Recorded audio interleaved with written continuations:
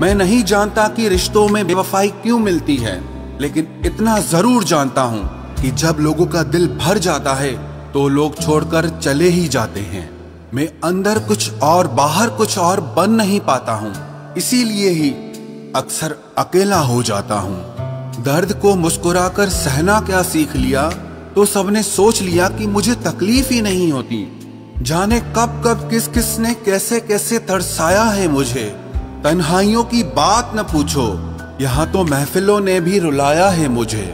अगर प्यार हो तो सच्चा होना चाहिए, टाइम पास करने के लिए तो हमारा फोन ही काफी है। मैंने अपनी सारी जिंदगी की कहानी इन शब्दों में उतारी है। आप तो सिर्फ सुनते हैं, मैंने तो सच में ऐसी जिंदगी गुजारी है। दिल अकेला था और गम हजारों थे, इस अकेले को हजारों ने मिलकर लूटा है।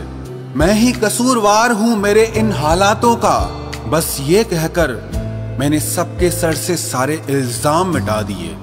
एक टीका बचपन में मोहब्बत की रोकथाम का भी लगाना चाहिए था, क्योंकि सबसे ज्यादा मरीज तो इसी बीमारी के हैं। जब कोई समझे ही ना तो उसे समझाना छोड़ दो, और जब कोई माने ही ना तो उसे मनाना छोड़ दो।